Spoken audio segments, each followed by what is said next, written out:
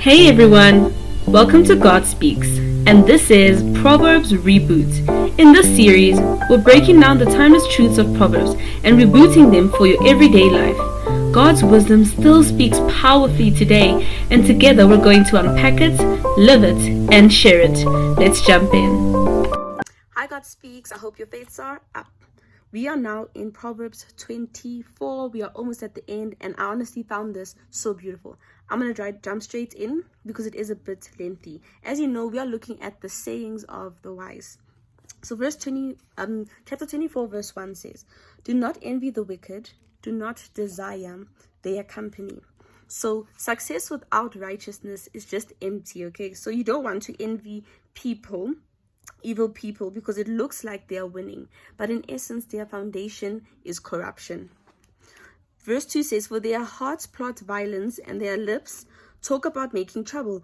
So sometimes envy can show up as in the form of admiration, it doesn't have to be jealousy in that sense, but like you don't want to become too accustomed or too comfortable with their values. Verse 3 and 4, "By wisdom a house is built, and through understanding it is established. Through knowledge its rooms are filled with rare and beautiful treasures." So the real materials for a strong life, a strong family, and a strong legacy are built on God's principles, right? So God's peace, God's joy, and God's presence in essence. Saying 22, so that's verse 5 to 6, "The wise prevail through great power, and those who have knowledge master their strength." So this is true strength. So it also speaks about, it shows true humility is strength. "Surely you need guidance to wage war, and victory is won through many advisors." So it's not wise to be so arrogant and think you know everything. It's very important to have advisors, different perspectives, mentors. All of that is a wise thing to do. I'm going to jump to verse 10. "If you falter in a time of trouble, how small is your strength?" There's another version that says if you fall during adversity, there was not much to you anyways. So adversity in essence reveals what's inside of us, right? So trials are not there to create weaknesses, but instead they expose weaknesses. But also the plus side of it is that it helps you build resilience. Verse 11 says, "Rescue those being led away to death. Hold back those staggering toward slaughter. If you say, 'But we knew nothing about this,' does he not who weighs the heart perceive it? Does not he who guards your life know it? Will you not repay everyone according to what they have done?" In essence, speak up against injustice. Okay? We have a responsibility to speak up when there is danger. I'll then move on to, and I wanted to add also layers of fair leadership.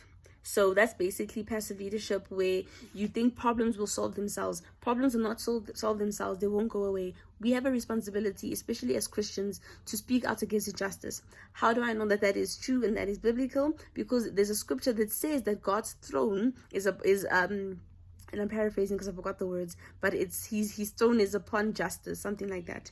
So justice is a very important thing to God. So therefore we must be God's mouthpiece. We must speak out against injustice. Verse 27, saying 27 to verse 15 to 16 basically speaks about failure not being final for the righteous.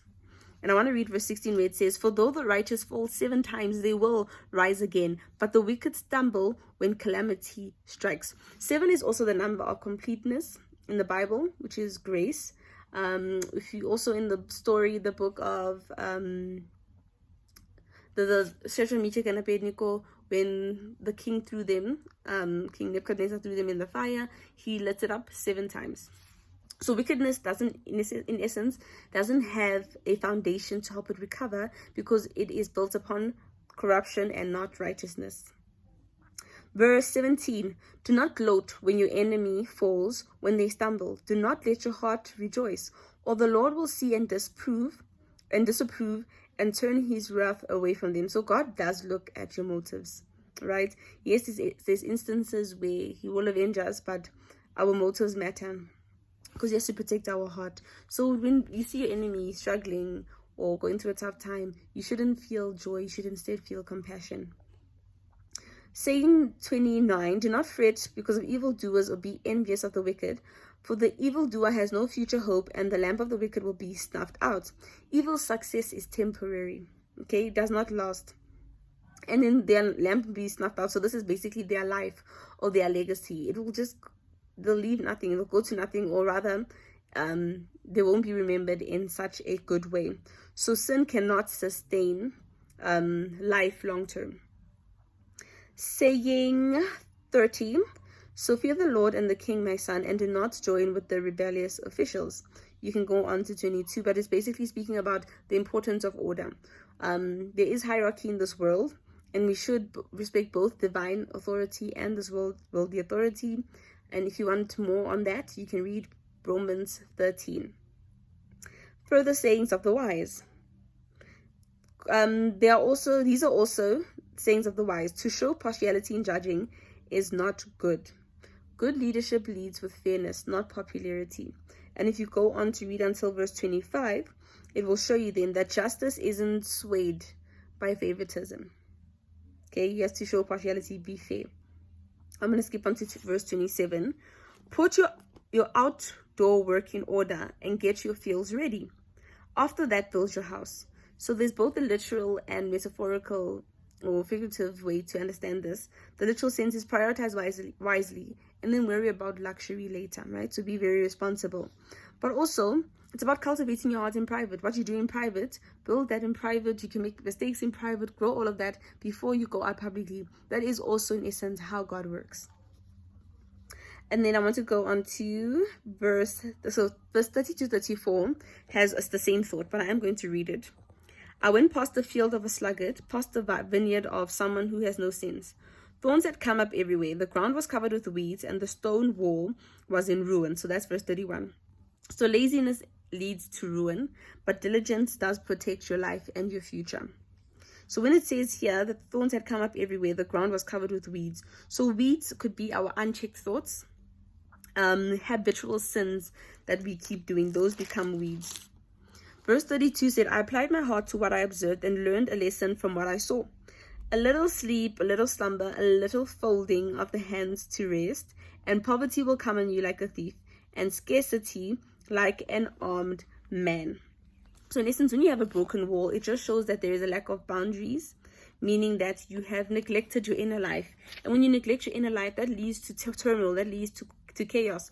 And those who have experienced anxiety, who have experienced depression, know what that's like. Problems don't go away. You have to actually deal with them. You have to actually cultivate your heart. So take it as an opportunity to cultivate your faith, your forgiveness, your compassion towards people, but have boundaries in a sense of, or boundaries are important, but in a sense of don't neglect your inner well-being. So rest, burnout, have boundaries with things like that, you know. I know in South Africa, the work-life balance is a bit of a myth, but also have boundaries where you say that, no, when I get home, I work from 8 to 6, 8 to 5, obviously depending on the context. Sometimes you do have to take work home, but set that boundary that after 6, after 5, after 7, it's family time. You know what I mean? But that's very important. Don't neglect your inner life because it will lead to chaos. And that brings us to the end of chapter 24. I hope that you enjoyed it, and I hope I'll see you back here for chapter 25. We are almost at the end. And remember, God speaks. Are you listening?